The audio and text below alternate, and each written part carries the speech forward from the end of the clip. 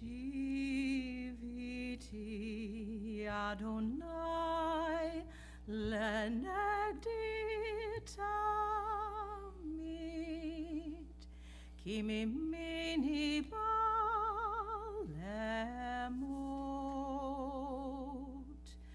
lachein samach libi vayagel kavodi af besari yishkon lavetach.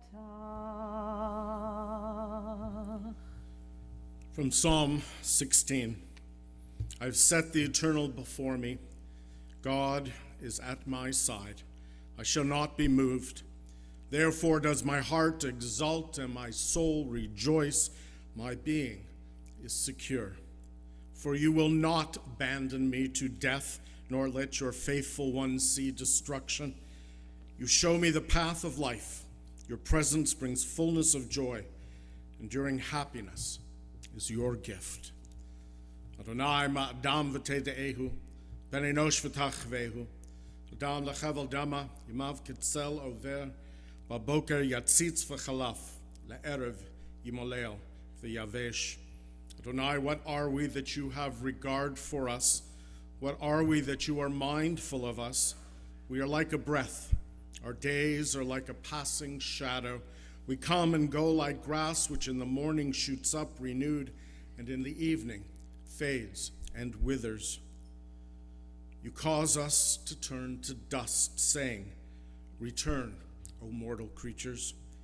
Would that we were wise, that we understood where we are going, for when we die we carry nothing away. Our glory does not accompany us. Mark the wholehearted and behold the upright, for they shall have peace. Death has taken our beloved Maestro Boris Jeremiah Brott. Our friends, his family, grieve in their darkened world. In their silence there is lamentation. In their tears there is loneliness. Lost in their sorrow, may they find the presence of loving friends. Hear them, O God, and be with them. For Boris's love that united in life and which death cannot sever, for his companionship that was shared along life's path and which continues through the tenderness of memory, for the gifts of his heart and mind, his talent that brought us joy and happiness and is now but a precious remembrance. For all these and more, we give our thanks to God. We continue with the chanting of Psalm 23. Adonai roi lo etzar bino teshayar bitzeni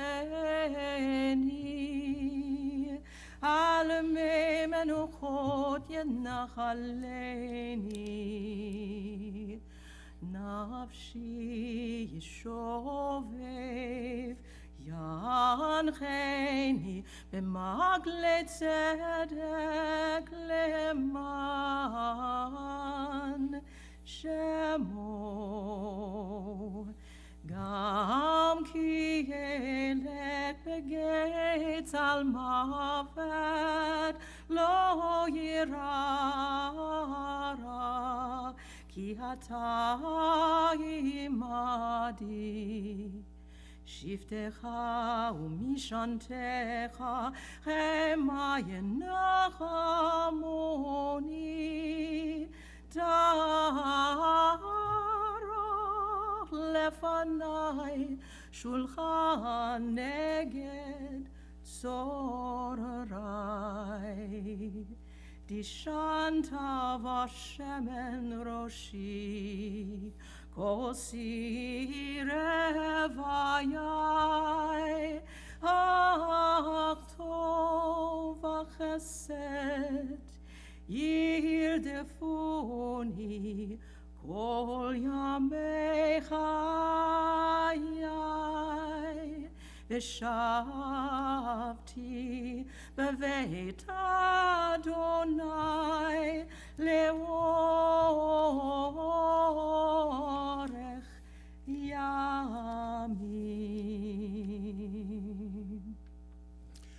God is my shepherd, I shall not want. God makes me lie down in green pastures, leads me beside the still waters, and restores my soul. You lead me in right paths for the sake of your name. Even when I walk in the valley of the shadow of death, I shall fear no evil, for you are with me. Your rod and your staff, they comfort me. You have set a table before me in the presence of my enemies. You have anointed my head with oil. My cup overflows. Surely goodness and mercy shall follow me all the days of my life, and I shall dwell in the house of God forever.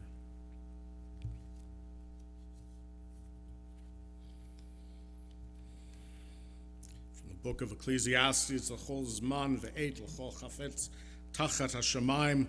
For everything there is a season, a time for every experience under heaven, a time to be born and a time to die, a time to plant and a time to uproot what is planted, a time to tear down and a time to build up, a time to weep and a time to laugh, a time to grieve and a time to dance, a time to throw stones and a time to gather stones together, a time to embrace and a time to refrain from embracing, a time to seek and a time to lose, a time to keep and a time to discard, a time to tear and a time to sow, a time to keep silence and a time to speak. We continue now with Psalm 121, Esayenai. Esayenai el Recharim, מאין יבוא עזרי, מעם אדוני עושה שמיים וארץ,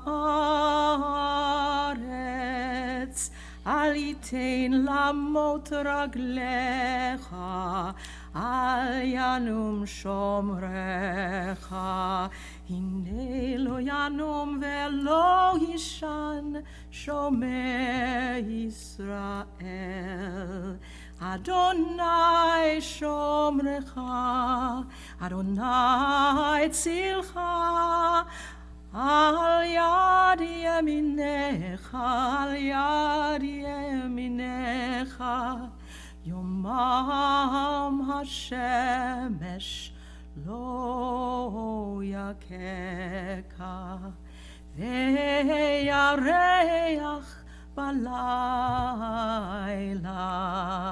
אדוני ישמורך מכל רע, ישמור את נפשך, ישמור את נפשך, אדוני ישמור צאתך ובואך, מעתה ועד עולם, מעתה ועד עולם.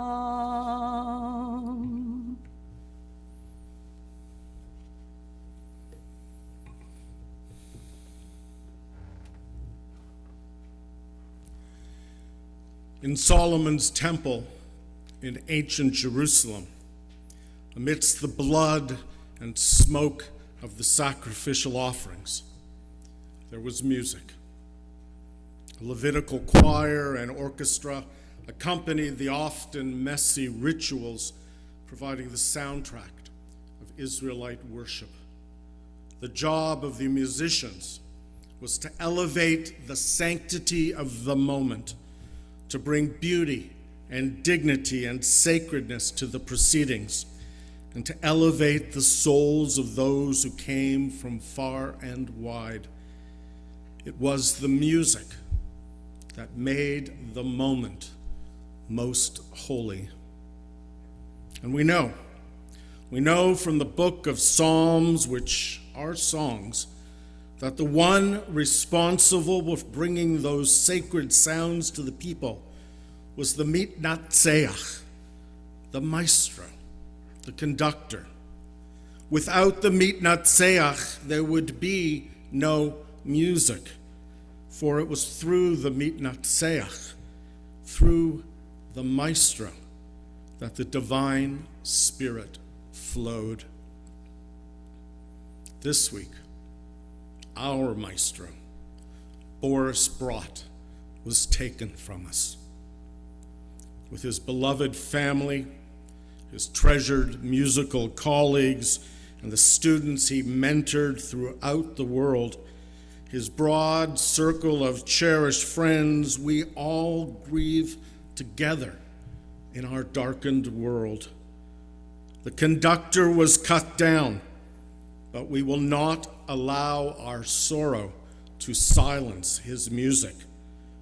With the enormity of his spirit and presence, and the extraordinary depth of his influence on so many, I don't think that can ever happen. The list of Boris's professional accomplishments and accolades are far too numerous to ever enumerate.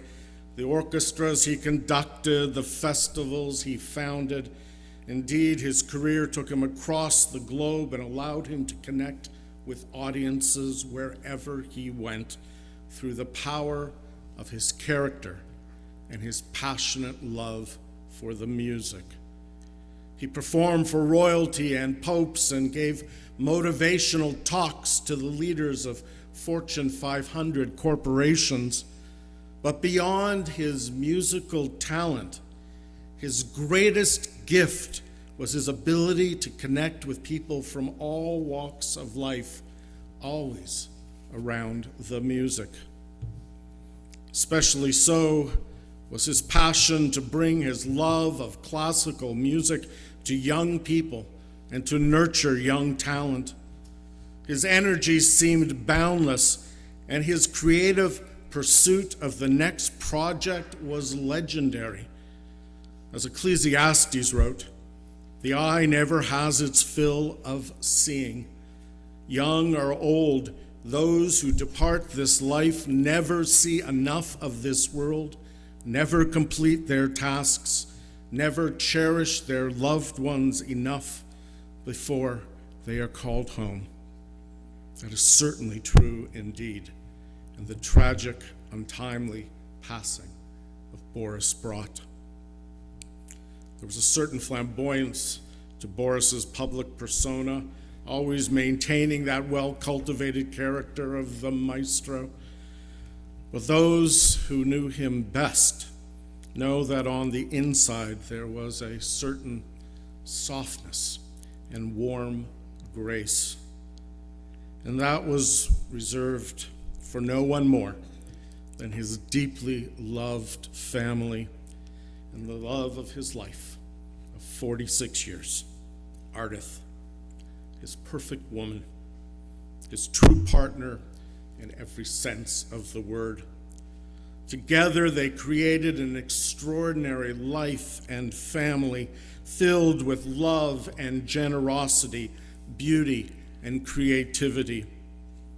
And Boris and Ardith's children, Alexandra, David, Ben, and all their families, to all of us he was the maestro, but for them he was Dad, and they were so precious to him, the very center of his very large world. And his was an incredibly large shadow for them to be in, but they were the light that allowed that shadow to exist. Boris's family was his blessing, and his memory will be an eternal abiding blessing for all of them. The English author Arnold Bennett wrote that Music is a language which the soul alone understands. And Reb Nachman of Wroclaw taught that all music comes from a source of holiness. For Maestro Boris Brott, music was the very substance of his soul, and through it, in his own way, he brought holiness into this world. And now, that soul has broken the bonds of this earthly world, and just as his soul is eternal, so too will his music be eternal. Zecher Tzadik Livracha, may the memory of the righteous be for all of us as an abiding blessing. And may the memory of Maestro Boris Brott be for everyone who knew him, everyone who loved him, everyone who was touched by his music. For every single person who was moved by him and his music, he will always be an eternal blessing. Amen.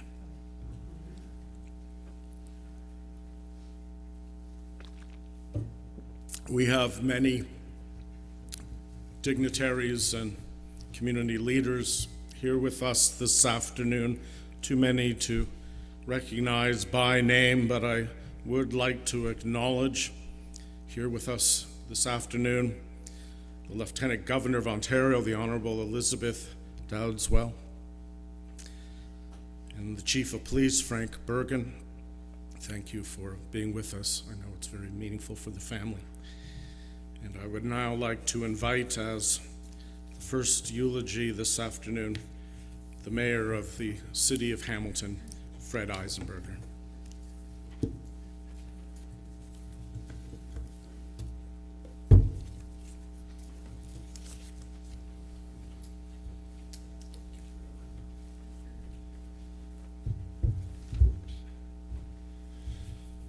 Well, thank you very much, Rabbi. I just made a note to myself, never follow the rabbi. Thank you for those very brilliant words, and I'll do my best to honor the maestro in the best way that I can. I join all Hamiltonians and everyone in the international music community in the grief and shock and sadness of the tragic loss and senseless death of beloved Maestro Boris Brott. He was not only a giant in classic music, he was also a giant for promoting and building Hamilton, and his efforts over the decades helped lift our community to new heights. As an officer of the Order of Canada and a member of the Order of Ontario, the founder of orchestras and the world-renowned Brott Music Festival, Boris led performances before royalty and the Pope. It was sought after by prestigious music institutions all over the world. But above all, Boris was a Hamiltonian. Not originally, but certainly an adopted Hamiltonian, and a man of the people through and through. I mean, who can forget when he brought classical music directly to the working people of Hamilton with a performance, orchestral performance on the shop floor of Tafasco or steel mill. Or he brought thousands of school children to his annual concert with performances planned just for them. And he brought music to the people in every way he could. And Boris brought to Hamilton a sense of style and sophistication like no other. I mean, who could pull off a blazing white, double-breasted jacket on a regular basis, or the Nehru jacket that he was so fond of, that might have gone out of style many years ago, but he made sure that it was still a fashion statement that he could make. Boris was loved in Hamilton. People loved him right back. It was that mutual love that led Boris to being voted as one of the greatest Hamiltonians of all time, edged out only by Lincoln Alexander.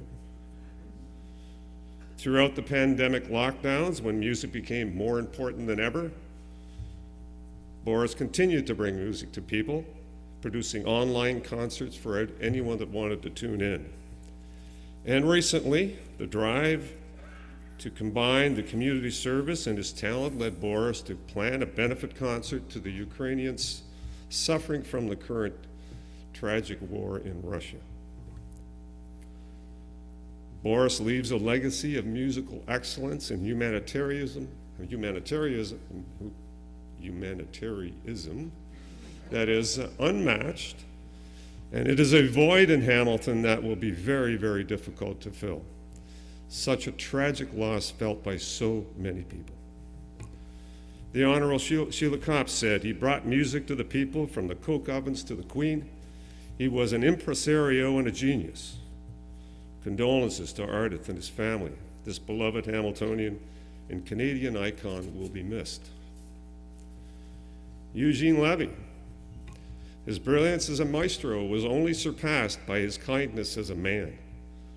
I join the world of music and all Canadians in mourning the loss of Boris Brott. Andrea Horvath, the leader of the provincial NDP. I'm heartbroken at the tragic loss of visionary Canadian conductor Boris Brott.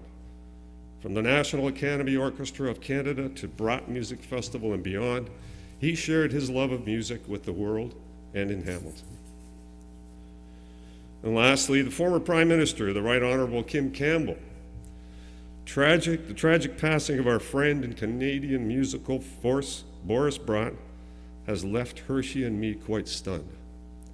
He had so much more to do. And I think we all share in that sentiment.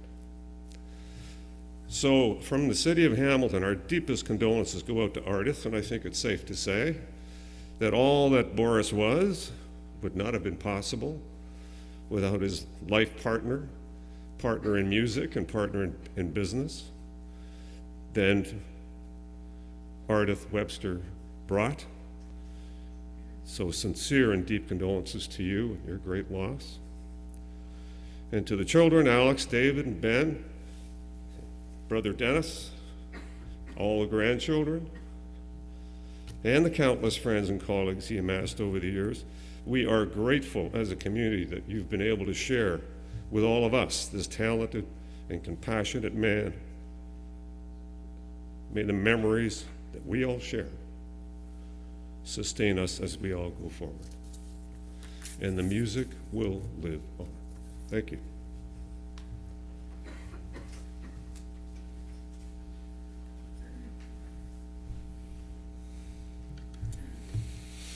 Thank you, Mayor Eisenberger. I now would like to invite to the lectern Boris's dear friend and the executive director of the Orchestre Classique de Montréal, Taras Kulish.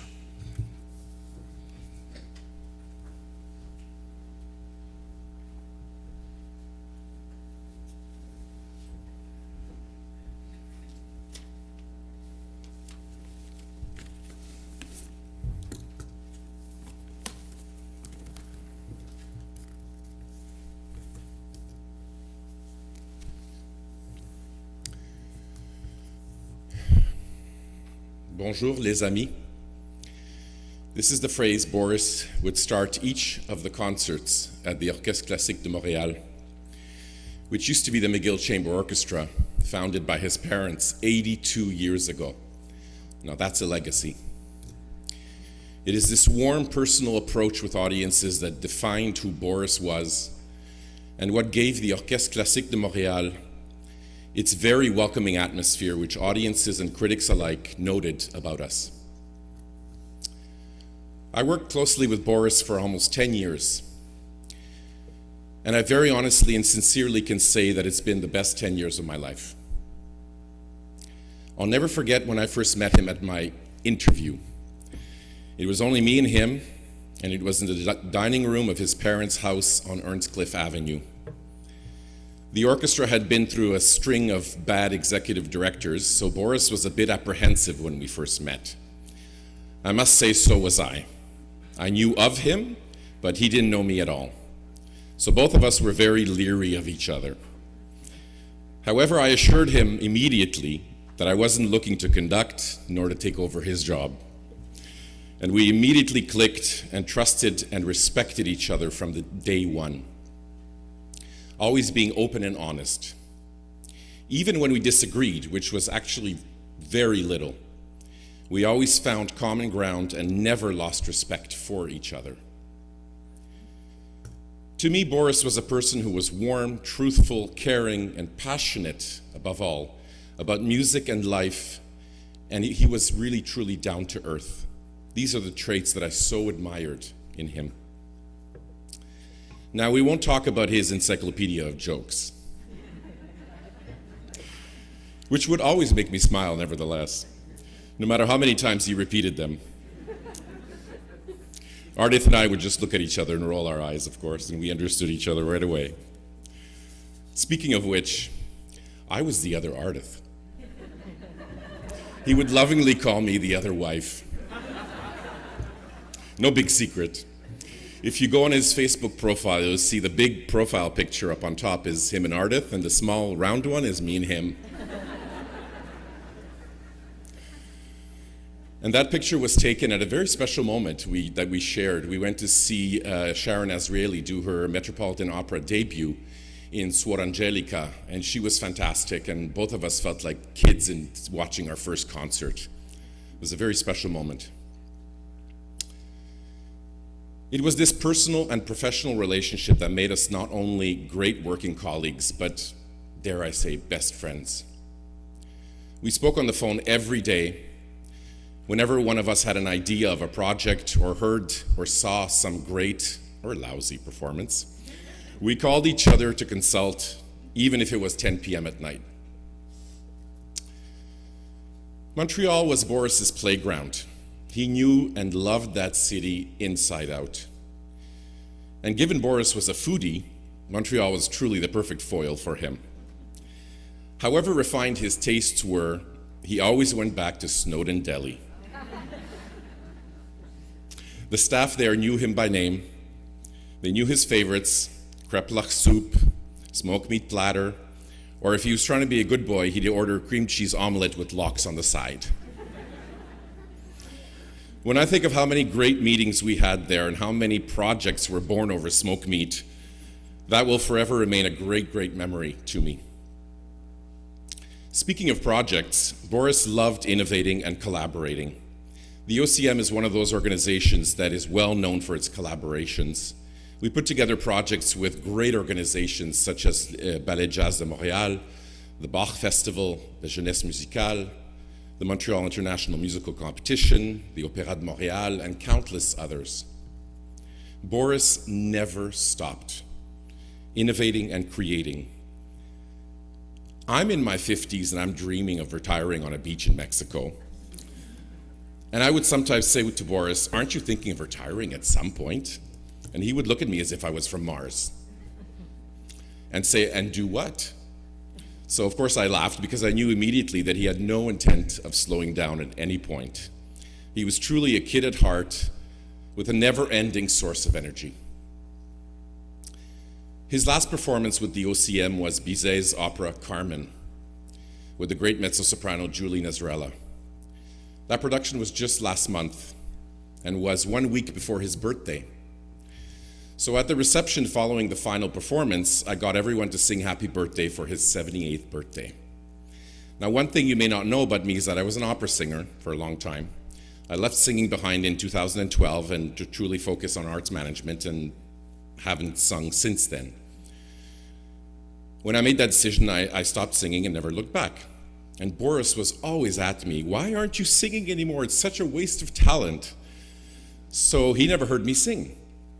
However, that fateful day with the entire group, I came out of retirement and I sang a full-throated happy birthday to him. And his eyes just lit up and he stared at me the entire time.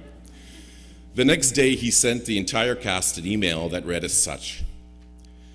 I was deeply touched by your singing of happy birthday last night. Touched that it was Taras who initiated it and sang in capital letters. It's the first time I have heard him sing since we began our relationship in the OCM. Often the singing of happy birthday is perfunctory.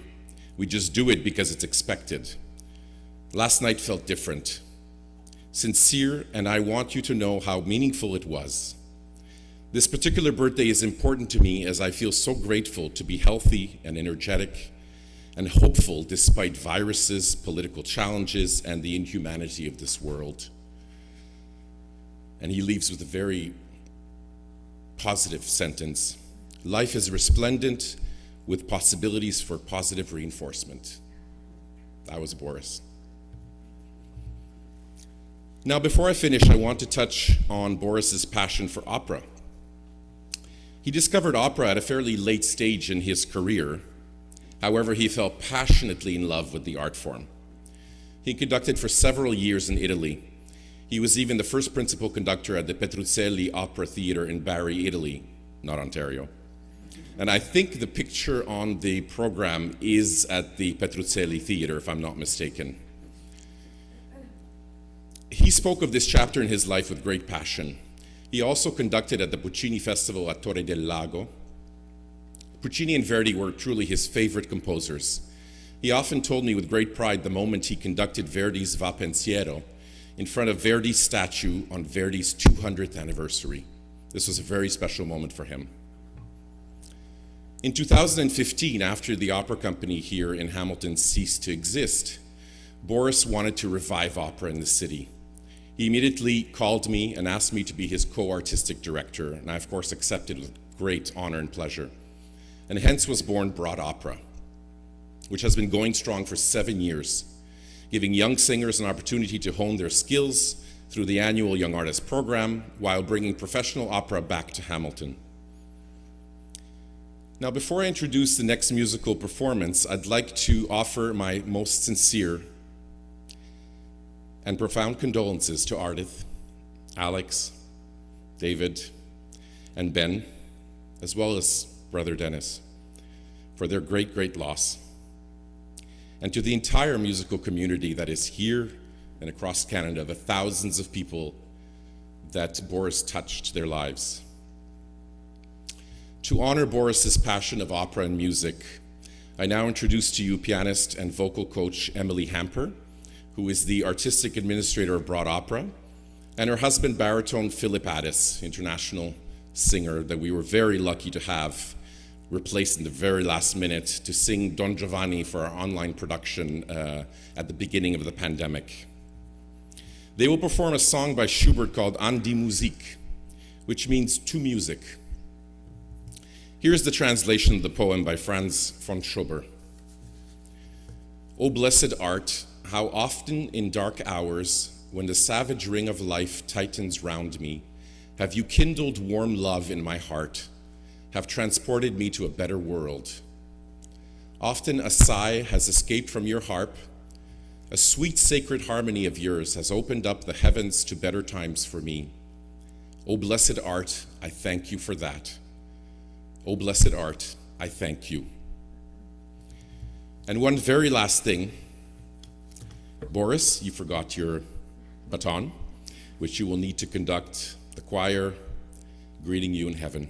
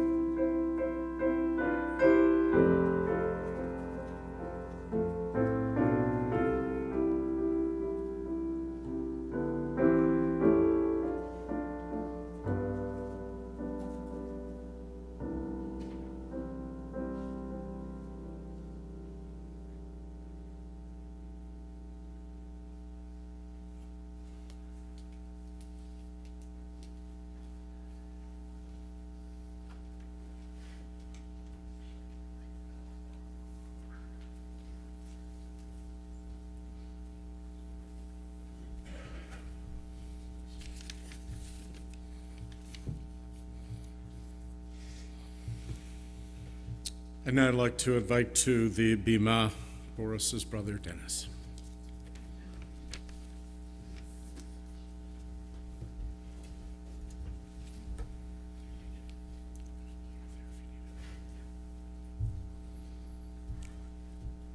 And as you can see, accompanying me is my daughter, Alita.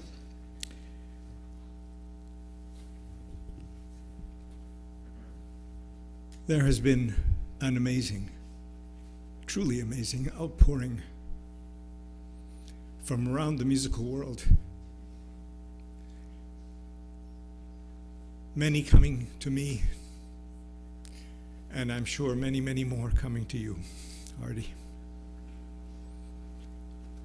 One of them that touched me greatly was from a colleague who teaches with me at the Conservatoire de Musique de Montréal, and she's one of Canada's great sopranos, Donna Brown, who happens to also be an amazing poet. And she's shared much of her poetry with me, and out of nowhere came this amazingly beautiful, touching message, which I want to share with you today, and Alita has agreed to read it for you.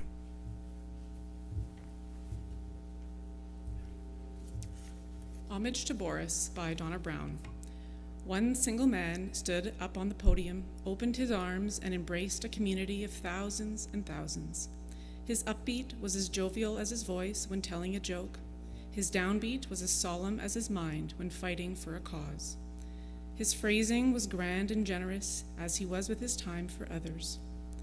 His tempos were quick and efficient, and his pacing was just right. His finale was shocking, abrupt, and too short. But his community of thousands and thousands are sending out a thunderous applause, which is resounding everywhere. The love they have for him rings out as one song, as one heart beating as one. And this one single man has a coda for us all. It can be played anytime, anywhere.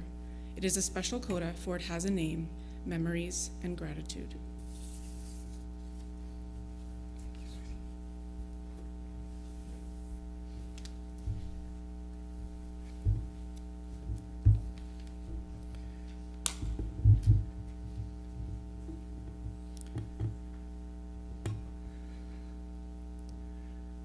What happened to my brother last Tuesday morning is senseless and beyond belief.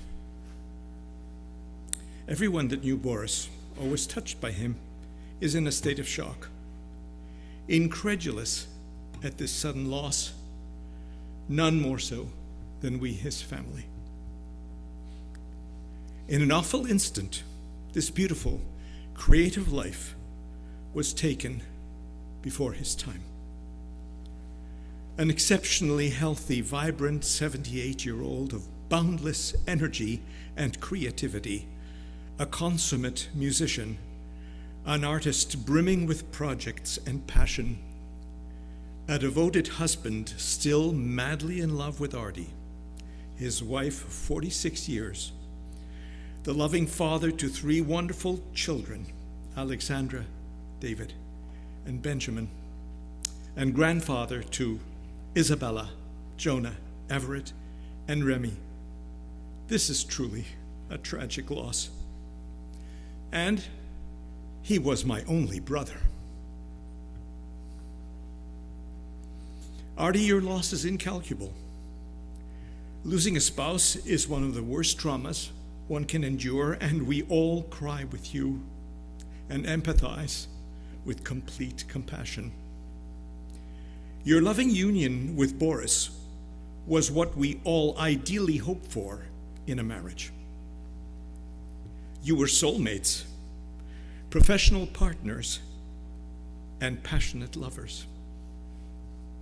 You both had the rare gift that made each other feel nurtured, supported, welcomed, and above all, secure and loved. You gave each other peace and acceptance. An astonishing accomplishment. It was like a 46-year honeymoon. And speaking of marriage, in 1976, Boris and I were about to marry. Boris insisted we have a double wedding. I reluctantly agreed, but beseeched him, Boris, please keep it private, just for family and friends. The double wedding took place at Temple Emmanuel in Montreal on a blisteringly hot Friday afternoon in late August. The elderly Rabbi, Harry Joshua Stern, became so confused during the ceremony that he was unable to keep everyone's name straight. At the final blessing, under the chuppah, he said, Boris, Dennis, Ardith, Julie, I now pronounce you all man and wife. So Artie, believe it or not, we've been married for almost 46 years.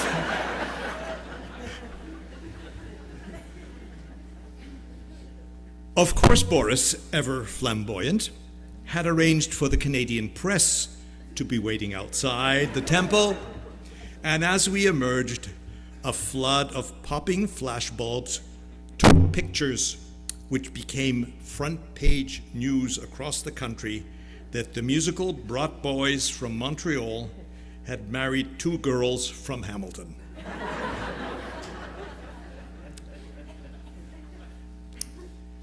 La commedia è finita.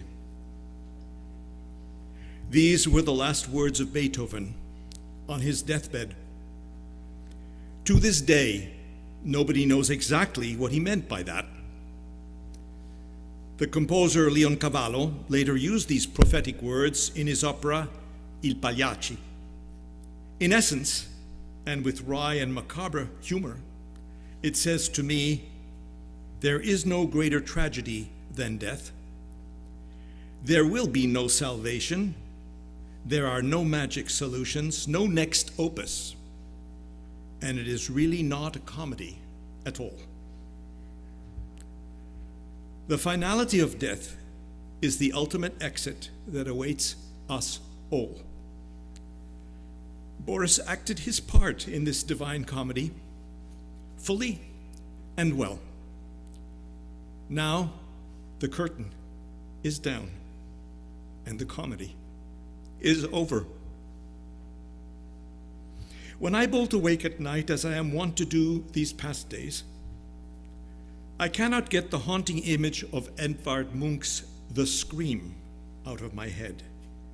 You see the pain, but you hear nothing. That is how I feel. I take solace in this famed reflection by Rabbi Alvin Fine on what life is all about. For me, it rings true. Birth is a beginning, and death a destination, and life is a journey.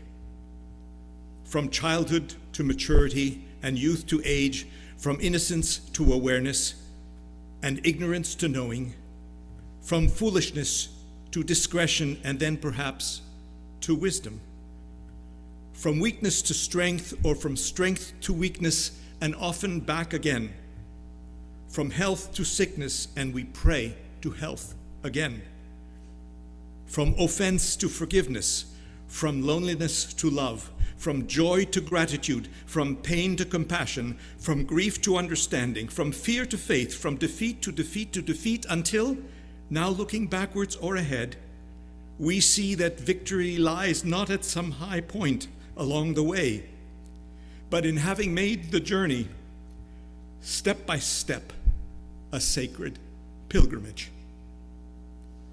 Birth is a beginning, and death a destination, and life is a journey. From his early youth, Boris had talent and unique qualities. Our father Alexander's great pride and oft-repeated story was that Boris's first word was osobolo, an infant's version of oboe solo. After his having repeatedly, like numbingly, been exposed to classical music recordings with our father doing the play-by-play introductions of the instruments of the orchestra while they listened together, his idea of fatherhood. The oboe solo became his favorite. Boris was 3 when our father stuck an 8th-size violin under his chin. With my mother's Germanic scheduling, she supervised his daily practice meticulously. Finally, when he could manage to play a few notes in a row, she organized a concert in the living room, lining up all his teddy bears as replicas of his future audience, donning them each with a different colored bow tie.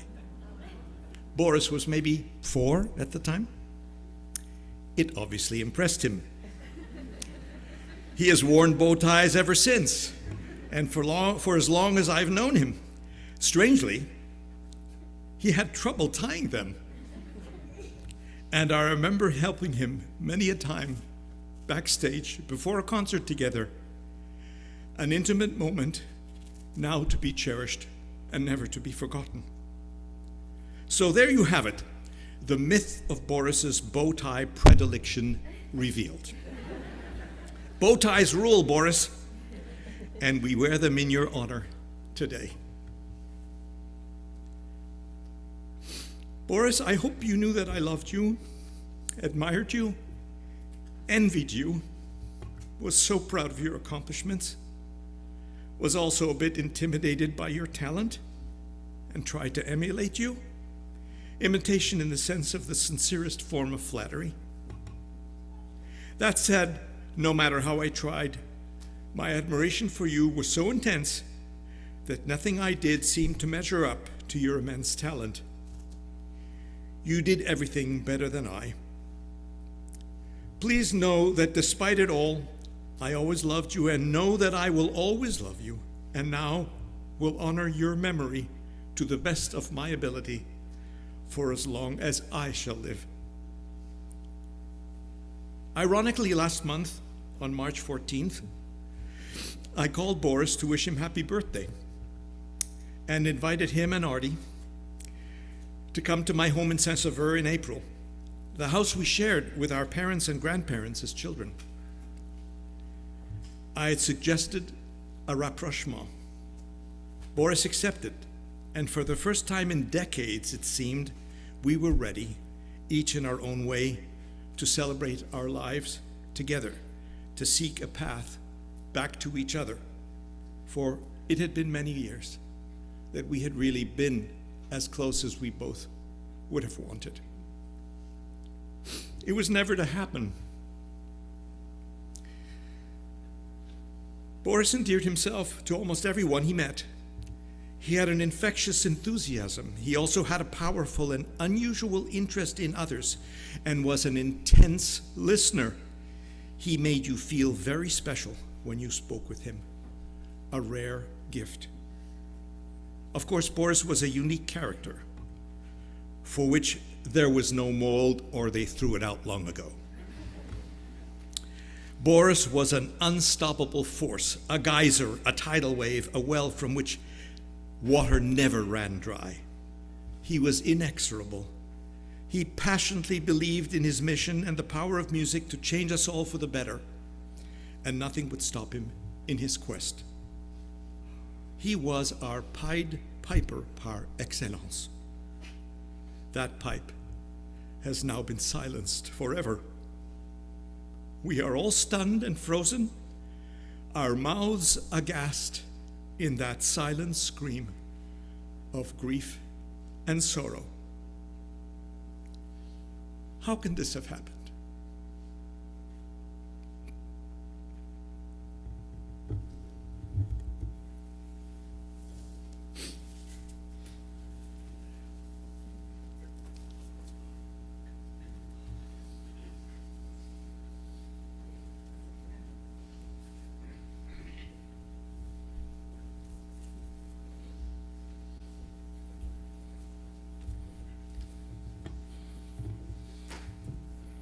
Thank you, Dennis.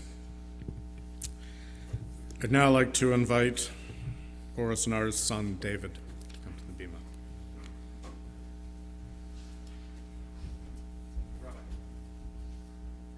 It's for you.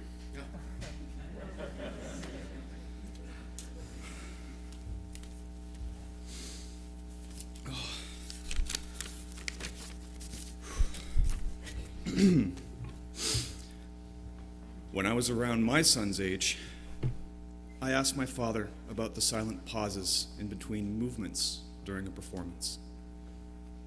Why don't you let people clap? I want to clap. What he said changed the way I listened to music, but it also taught me a valuable lesson about silence.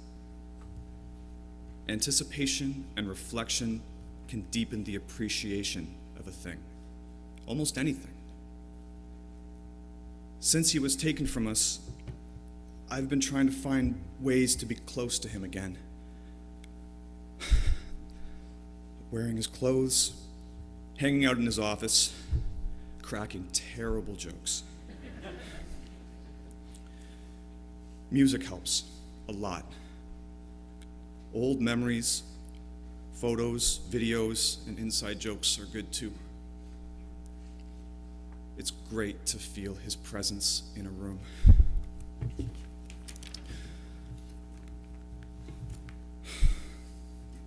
People have always said that I look like my dad when I do this.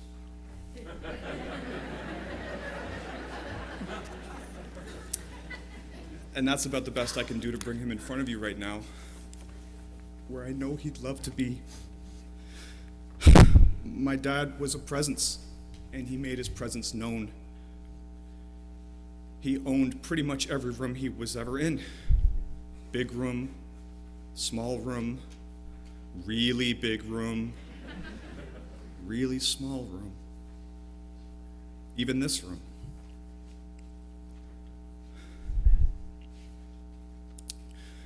Boris Brott meant a lot to a lot of people. He made you feel heard, appreciated, confident, and brave. He challenged people to be better versions of themselves. More than that, he brought people together, and not just in a spoon that stirs the soup kind of way. He physically got people out of the house and into the concert hall to feel the sacred intangible vibrations and vivid nuances of a shared musical experience. One of one and one of many. That's impressive enough, but it was the way he was outside the concert hall that really made him who he was. For myself, my brother, my sister, and especially my mother, he was just a lovable goofball who would not shut up. Just like until he had a motor on him that never really let him relax, or any of us. He loved us deeply, and he wasn't shy about it. He was kind, tender, passionate, and tenacious. With him, anything was possible. He was more than a dad. He was a mountain behind us, and he's still there, silently cheering us on, challenging us, and inspiring us all to be better versions of ourselves.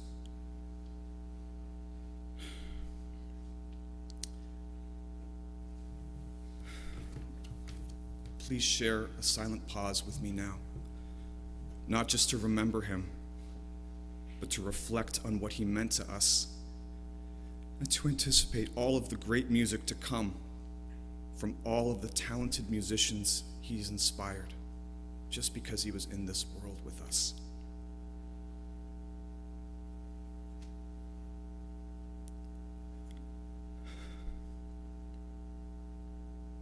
Thank you for being here with us.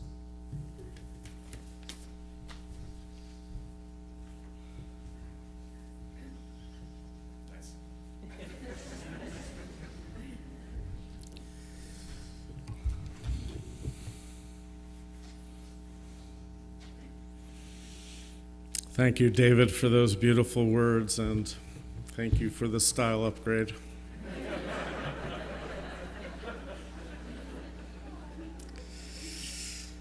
I'd now like to invite to the bima a dear friend of Boris's, Mr. Steve Pagan.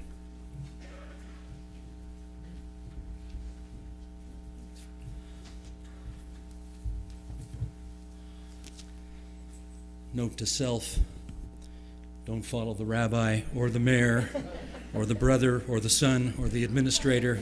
That's it.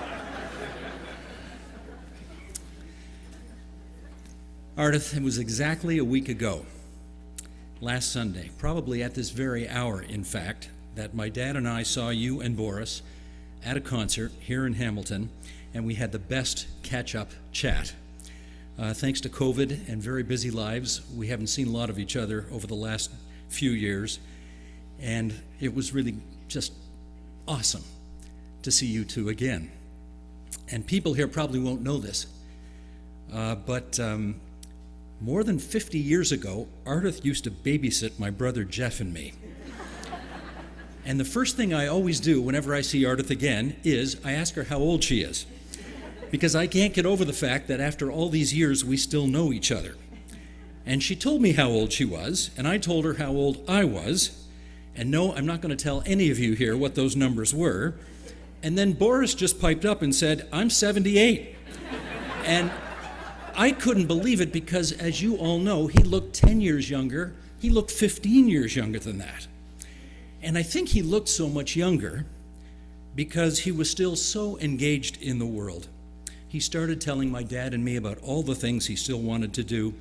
COVID had prevented him from doing so much over the last couple of years, and now he was looking forward to getting back out there and getting those things done. And to us, I think like you, I said, Boris, you're 78. When are you going to start to dial it back a bit? And he gave me that look, Taras. He gave me the same look. Like, what are you, nuts? Why would I want to do that? I've still got so much I want to do. And he warned me against my making any plans to dial it back. He insisted, you keep at it. You keep going.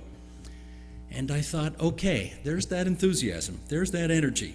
There's that deep desire that he's been demonstrating for half a century that has enabled him to sell classical music in some rather untraditional places. For example, just the other day, I got an email from a former MPP at Queen's Park named Jim Folds, and he used to represent a riding up in Thunder Bay, long way from here. And he remembered when Boris was the conductor up there, and he called Boris, in this email to me, the father of the Thunder Bay Symphony. He said Boris oversaw its transition from the Lakehead Symphony to a truly professional orchestra as the Thunder Bay Symphony, and he set a standard in place that any place in Canada could be proud of. That's more than 50 years later, someone remembered Boris's influence. We know in this community, it's been talked about already, what Boris did to popularize classical music in what was then a very blue-collar steel town. He promoted and he promoted and he promoted all the time. The guy who was the stage manager for the National Ballet of Canada for more than 40 years just emailed me as well to say a true light has been extinguished. Yesterday, I was rummaging around my basement and I found this. Those of you who've been around this community for a long time may recognize it. It's a program from the Hamilton Philharmonic Concert from March of 1973, more than 49 years ago. Ardith, both our mothers' names are in this program. My mom as past president of the Phil, your mom as executive director, and actually my father's name is in here too, because my mother was described as Mrs. Larry Paikin. Times have changed, thankfully. There is a quote on the back of this from Boris, thanking Hamilton for our new theater auditorium, Hamilton Place, and his iconic signature. I'm so glad I kept this. I have to say Boris's death doesn't make me sad. It makes me furious. We all know that someday we will all have to meet our Maker, but it should not be like this. Not in, Dennis, I agree, that word you use is perfect, in so senseless a way, in so criminal a way, I would say. Boris should still be making music, playing with his grandkids, giving more interviews, giving more speeches, and of course, Ardith, coming home to you. He should be doing that. For the past week, like all of us here, I've been trying to deal with a lot of anger, which I'm sure is only 1% of what you have been feeling. And then a few days ago, I bumped into David Crombie, former mayor of Toronto. And Mr. Crombie has known his share of tragedy in his life as well. His son Jonathan died a few years ago at the age of 48. So Mr. Crombie understands our anger. He has been there. And he looked at me when I talked to him about how furious I was feeling, and he said, okay, I get it. Once you've processed that anger, remember that you're going to have to get past it because you have to repair the world. And then, much to my surprise, he said it in Hebrew. He said, Tikkun Olam. And I thought, well, yeah, I guess he's right. They don't call him the tiny perfect mayor for nothing. I guess he's right. Well, I don't know about you, but I'm not there yet. I've got a lot of processing to do, but at some point, as Mr. Crombie suggested, the anger has to subside. It'll give way to remembering how glad we were to have had Boris in our lives, how impressed we were at how he brought music to the people, and we will smile when we think of him again. Ardith, as you know, Boris and I did an interview on the agenda 12 years ago. And as we sat on the set, waiting for the cameras to roll, we didn't say anything. We just kind of looked at each other with this kind of cool grin on our faces, as if to say, isn't this neat? A couple of Jewish boys from Hamilton about to do a TV show together, and Shepsim Major Nachas. And I love the memory of that moment and of that interview. And I love the moment in the interview where I asked him, what was your favorite concert of all time? And of course, he paused because he really wanted to give it some thought. And he said it was when he conducted for John Paul II in Rome, performing his mentor Leonard Bernstein's Mass with family members there, including Dennis, your father, as well.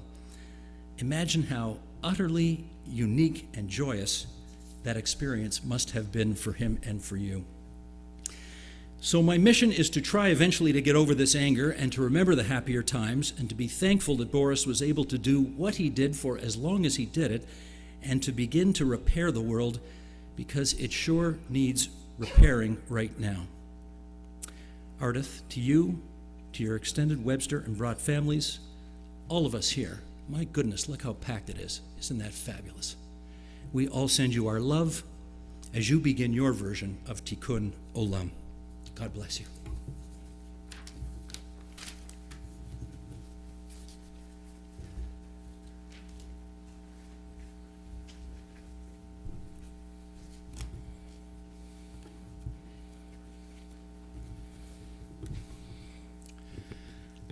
Thank you, Steve. Thank you to all of the speakers for these beautiful and meaningful words that you shared. I want to give the last word this afternoon to our esteemed Rabbi Emeritus, Rabbi Bernard Baskin, who shares a place with both Boris and Ardith in the Hamilton Gallery of Distinction. And Rabbi Baskin really wanted to be here with us this afternoon, but was unable. But he did ask me to share these words. A musical prodigy has been cruelly taken from us. His lasting contributions remind us that music speaks when words often fail. As Beethoven taught us, from the heart, may it, music, again go to the heart. It is a language which does not allow for mean or caustic comments. Boris brought his many-sided responsibility and knowledge to Hamilton. His formation of a youth orchestra after years of struggle and achievement, as well as his popular summer concerts, were widely admired in the community and surrounding area. Boris will be remembered as a unique creative artist and builder, as well as a caring friend and a unique personality. He will not be soon forgotten. I wish to join a great number of Hamiltonians in conveying our sense of sorrow to Ardith and to his family and friends. Rabbi Bernard Baskin.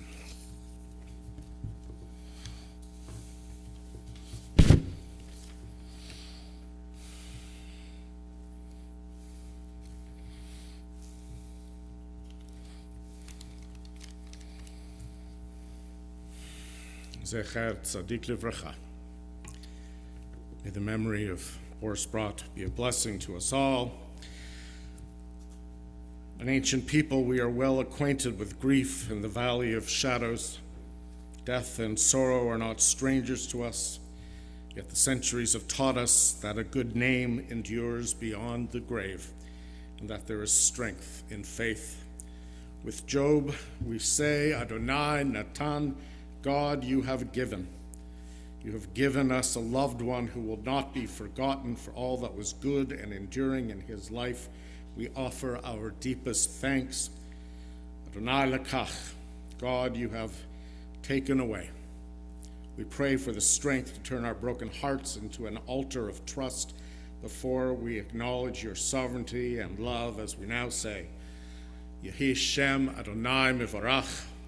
Blessed be the name of God now and forever. Al Mikomo Yavo B'Shalom. May Maestro Boris Brott come to his eternal home in peace. Friends, I ask you at this time if you are able to please rise as we continue now with the recitation of the Al-Malei Rakhim, the prayer that asks the Eternal One to accompany the soul of the departed from this world to the world to come.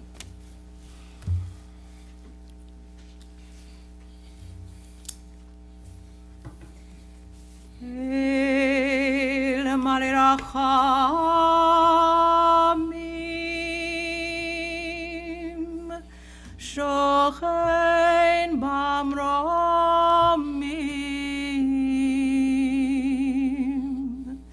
Chamsei Menucha Nechona Tachat Kanfei HaShechina Im Kedoshim Utechorim Kezohar Harakia Mazhirim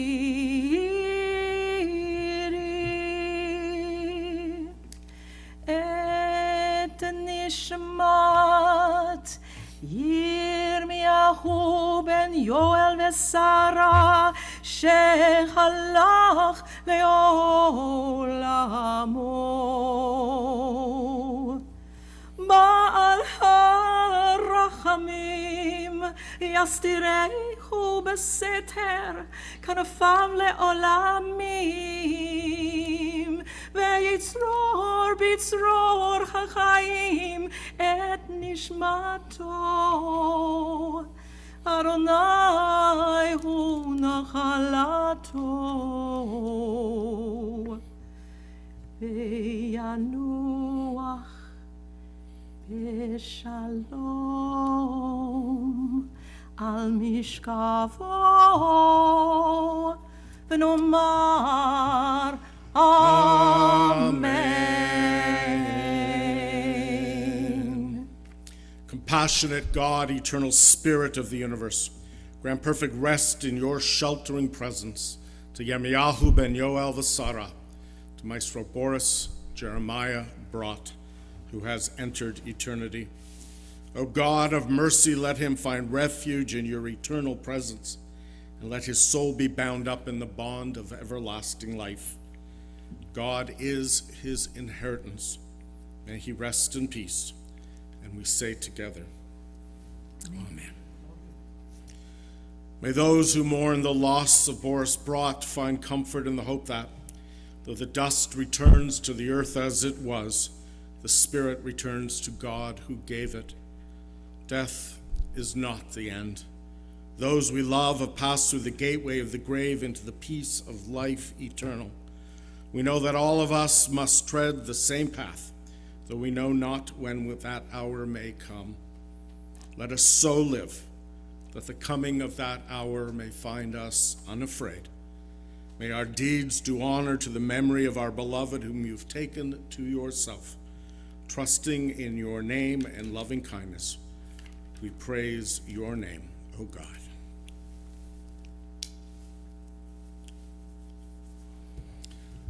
We will continue now with the Kaddish Yatom, with the mourner's Kaddish.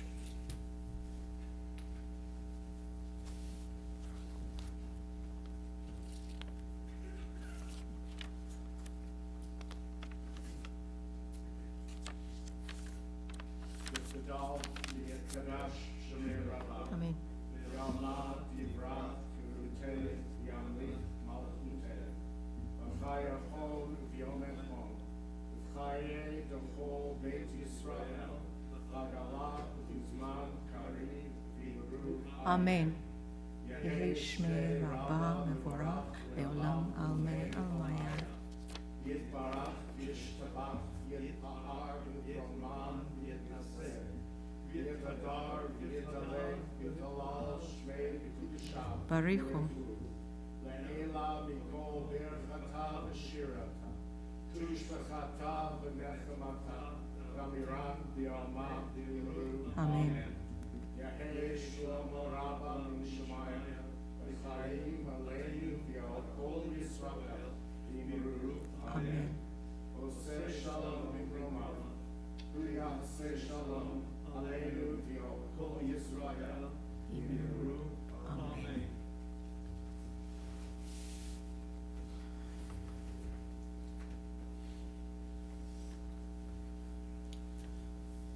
May the source of peace send peace to all those who mourn and comfort to all those who are bereaved among us.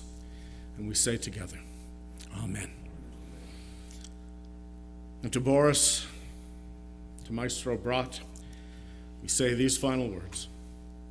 Lech ki shochacha Adonai. Go your way, for God has called you. Lech, the Adonai yeh mach.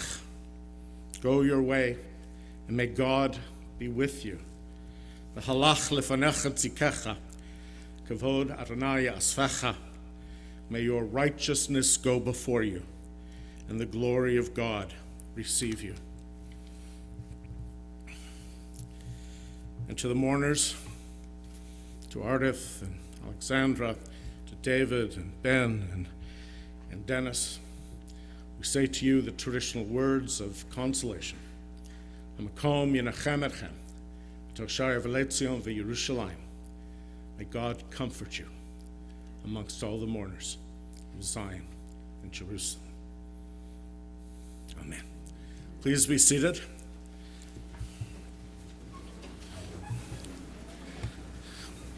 Friends, in just a few moments, we'll call the pallbearers to escort the casket back to the funeral coach. And after the family and pallbearers have left the sanctuary, we invite everyone to make their way up to our Frank Auditorium just off of the upper foyer, where the family invites you to join them for a reception in Boris's honor and memory. The family has also asked that if you wish to honor Maestro Brott's memory with a donation, that those donations be directed to the Brott Festival, and donations can be made online through brottmusic.com. We will close with some music.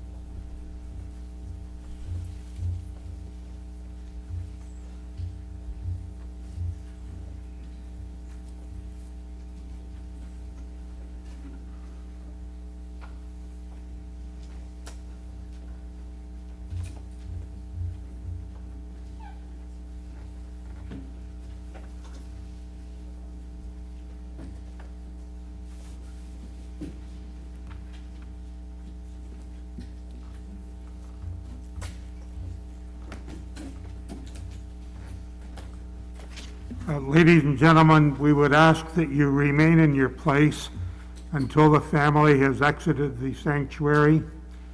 And would the pallbearers please step forward and all rise.